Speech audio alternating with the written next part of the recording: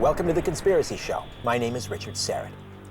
Is there a secretive power elite conspiring to rule the world through authoritarian one-world government? A world government which would replace sovereign nation states, suspend constitutions, institute a common currency, even one world religion, essentially enslaving humankind.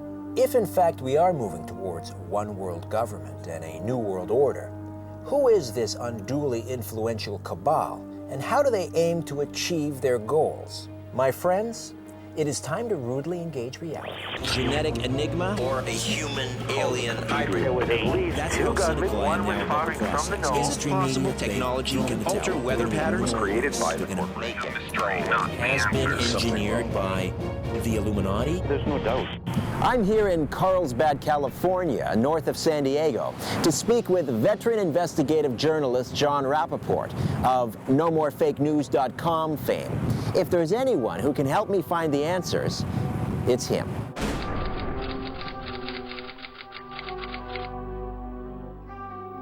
When you hear the term one world government, what goes through your mind? Well, from research that I've actually done, what goes through my mind is a gigantic bureaucracy sitting on top of the planet, running the daily affairs of people all over the world, presumably to help them, to save them, to supply their needs, all couched in very humane kinds of language. See, not like high-stepping boots and weapons and armies patrolling everywhere. But this is the natural outgrowth of what civilization has become. If you live in India and you live in Argentina and I live in America, our lives are interdependent. And there's nothing we can do about it. This is the reality. And so in order to eliminate trouble, problems, conflicts, we have to have a government that oversees all of your lives to make them better. That's the tone, shall we say. That's what we get. It's a wonderful thing. Okay. You're not buying that. No, I'm not buying it. I'm not buying it because what happens to freedom? What will one world government look like? It will look like hell, basically.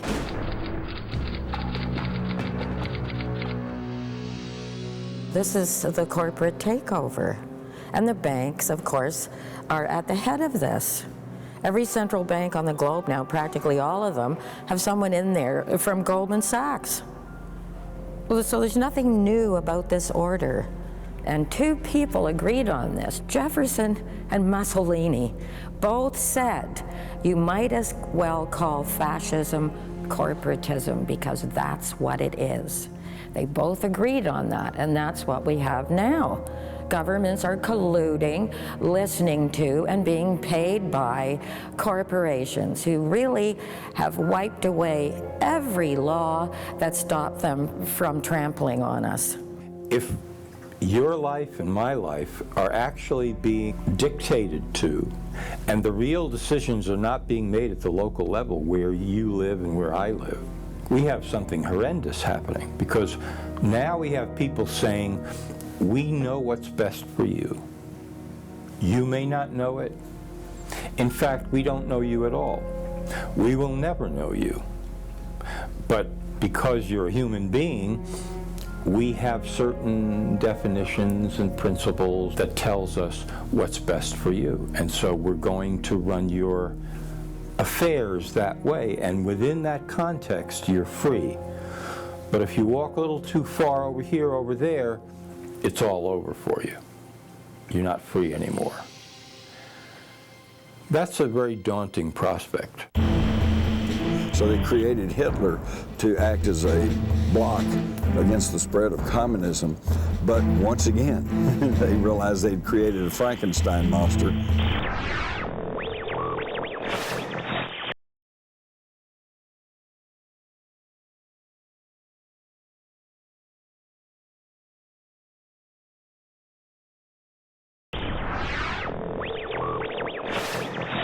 I'm here with Jim Marrs, researcher and perennial New York Times best-selling author of such books as Rule by Secrecy and The $1 Trillion Conspiracy. Jim, welcome to The Conspiracy Show. Thank you, Richard.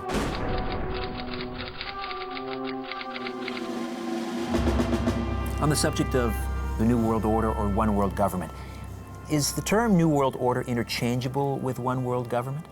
I think in most people's minds the terms are interchangeable, but the term One World Government, I think, is a misnomer. The power brokers that are trying to institute this, they really don't want one world government, because if it was just one world government, then they could not play off one country or one economic bloc against the other. I think the game plan may have actually been pretty well laid out by a British Fabian socialist back in 1948 by the name of Eric Arthur Blair, who was very well connected to the British monarchy and to the aristocrats. And he wrote a book where I think he laid it all out. And of course, he transposed the numbers 1948, and that was 1984. And of course, his pen name was George Orwell. And if you'll go back and reread 1984, you'll find that they had divided the world into three major economic blocks: Oceania, Asiana, East Asiana.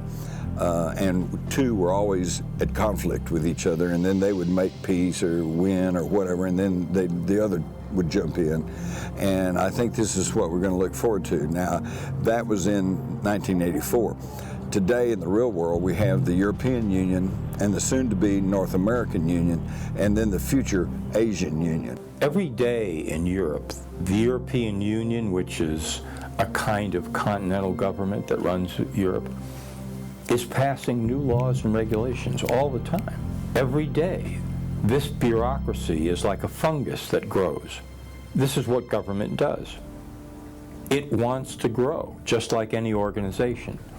It considers its own survival more important than the survival of anything else. The Asian Union is going to be very easy to create because most of the Asian nations are just pyramid powers. You know, one little group at the top pretty well runs everything. And it'll be easy enough to either buy them up or to put them on the board of directors, and then you've got that under control. The biggest stumbling block they have today is the United States of America, and that's because we have a tradition of individual liberty and freedom, and so I think that they're getting fairly close to achieving their goal. Carl Maimer is host of the Conspiracy Skeptic podcast. Carl, welcome to The Conspiracy Show. Well, thanks for having me, Richard.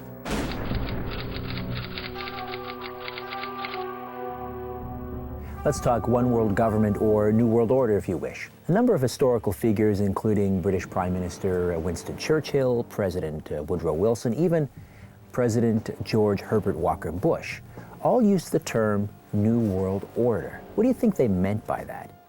Well, I think definitions definitely change over time. Some people today think, One World Government or New World Order means some sort of totalitarian regime. But I think back in the time of Winston Churchill and Woodrow Wilson, that they were just basically meaning nations coming together and sort of solving world problems and sort of being able to lay aside their own sort of national interest. I mean, they definitely weren't sort of talking about sort of nations subtending their sovereignty to some government body. So would you argue that One World Government has a lot of potential upside? Oh, I think so, for sure. But we're not talking about a government, a one world government that where nation states no longer are nation states. We're talking about lowering of barriers to sort of the free movement of capital and people. Global currency is now interconnected fully. That's the first major step to one world government. That's what happened in Europe. I think that the international bankers already had a plan for what we came to know as the Cold War. They're going to create a socialist East and they're going to have a capitalist West. So they created Hitler to act as a block against the spread of communism. But once again, they realized they'd created a Frankenstein monster. because he did not borrow interest-bearing money from the international bankers. He just created his own money through the German central bank and then put everybody to work building the Autobahn and buildings and public works. And within 2 years, Germany was prospering. By the Olympics of 1936, Germany was a glowing example to the whole world. Well, for sure, but it would also be in the benefit, I think, of the average person. When you lower the barriers to the free movement of trade and people, I think we all benefit. Bringing efficiency to the world economy, getting the world on sort of similar standards, just basically, just a good way to sort of increase prosperity in the world.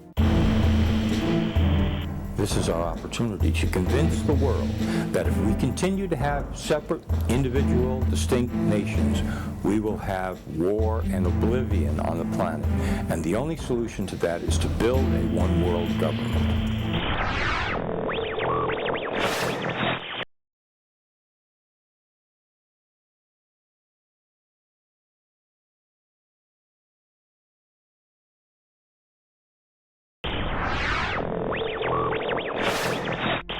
The people behind this movement towards world governance, the World Federalist Movement and others, are they well-intentioned, or do you see something more nefarious at the core of this globalist agenda?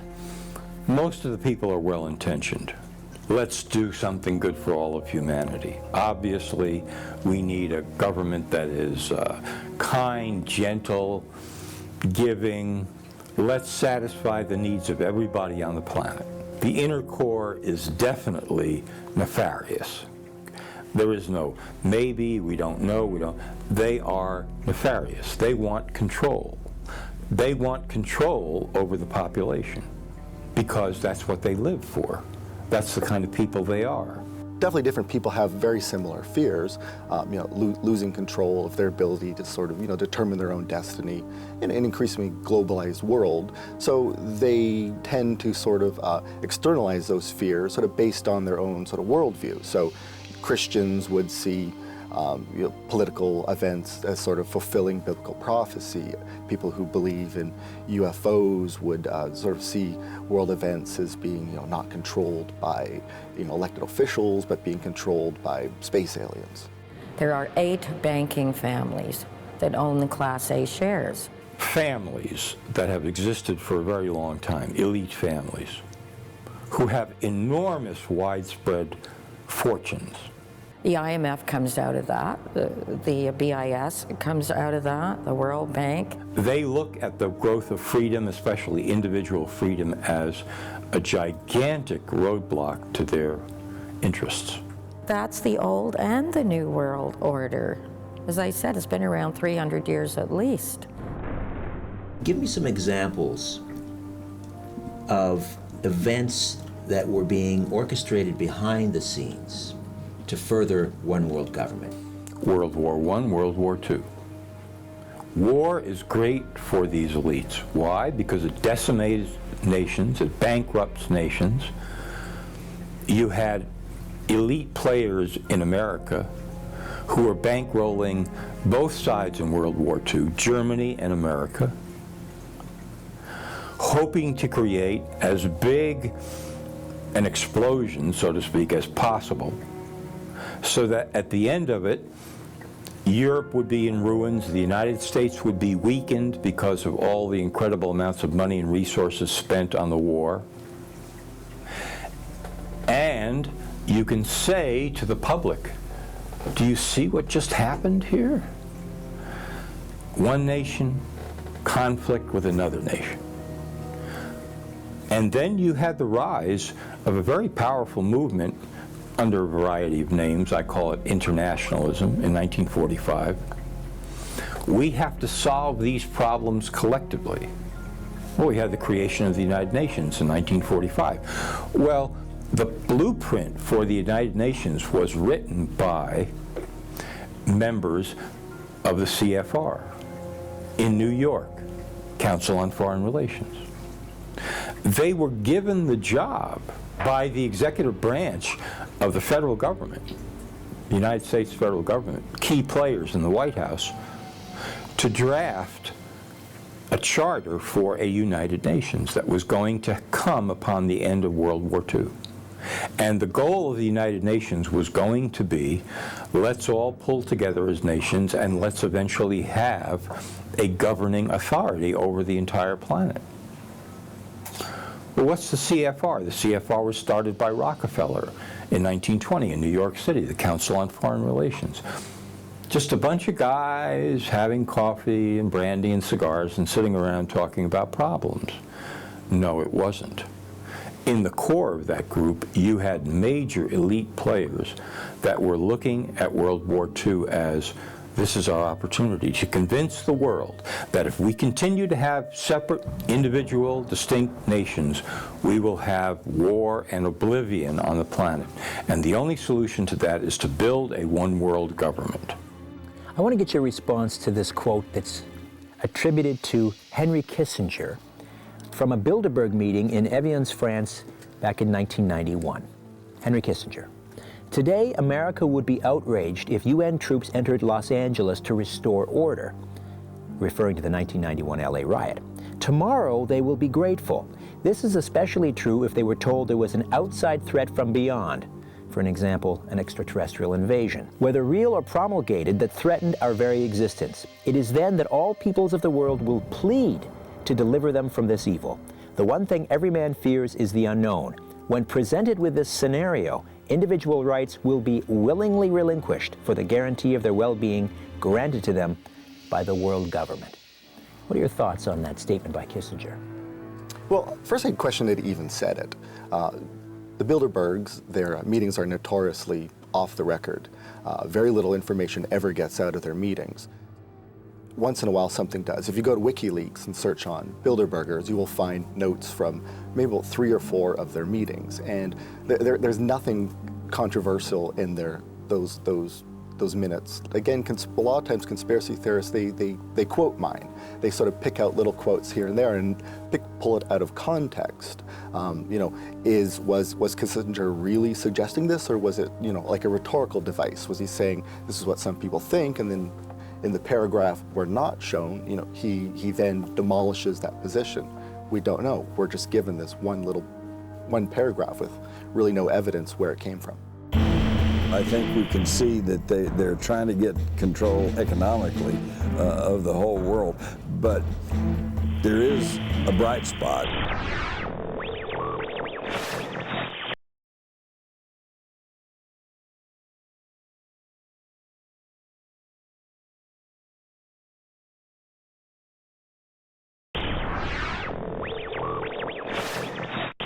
If we're looking at a clock and one world government arrives at midnight, how close are we to midnight? 11 o'clock. In some respects, we already have global government, as I've indicated. It's not like, we're going to start from scratch. But we're at 11 o'clock. It's not early, it's late in the game, but there's still time. I'd have to say that they're at the 11th hour. They're pretty close. I think we can see that they're trying to get control economically of the whole world. But there is a bright spot in that the tighter that they try to gain control, the more aware people become. And there are more of us than there are of them. And we're getting smarter all the time, and thanks primarily to the internet, people all around the world are beginning to realize, they're rising up and they're saying, we're tired of this, we want something else. It's pretty hard to argue that the world is not moving towards greater and greater interdependence. The forces of globalization seem unavoidable, but is globalization a conspiracy or a process? We heard from some researchers who presented some pretty compelling evidence to suggest that certain sinister forces are conspiring to impose their vision of a new world order on humankind. When everybody talks about we have to have a one world order or we have to be global, don't you always ask yourself, but who's going to be running it? It doesn't matter if it's global. Globalization of what? Apparently, to me, it seems like a globalization of poverty. And less people have more and more control and more of the natural resources belonging to everybody. They want to control the land, the resources, the labor. They want to control the agriculture, the money, the media, the energy, and who better to do that than us? We know what's needed at any given moment, anywhere on the planet. We've seen the rise of such individuals before. The emperors of Persia, ancient Greece, Rome, Adolf Hitler. So why do we assume it's not happening now? That very wealthy, powerful families or individuals are not conspiring to impose their vision of a new world order backstage, in secret, away from the public eye. Things are heading 180 in the wrong direction, and they've been heading that way for a long time. Under one world government, the basic notion that you have freedom and I have freedom disappears. Some researchers see this cabal of elitists as occultists, part of an ancient bloodline, sometimes referred to as the Illuminati. But I prefer to look at them as very powerful, very wealthy, self-interested businessmen who are hell-bent on owning the entire monopoly board, and they'll do whatever it takes to get what they want. In truth and in fact, we are assets, and our planet is an asset. It's not something to be gouged and dug and scraped and blown up at the whim of people who make things for the sake of making things, and a lot of them are harmful. And now, we'd like to know what you think. You can contact The Conspiracy Show through our website, www.theconspiracyshow.com. In the meantime, don't be afraid. Move over, Aphrodite. I'm coming home.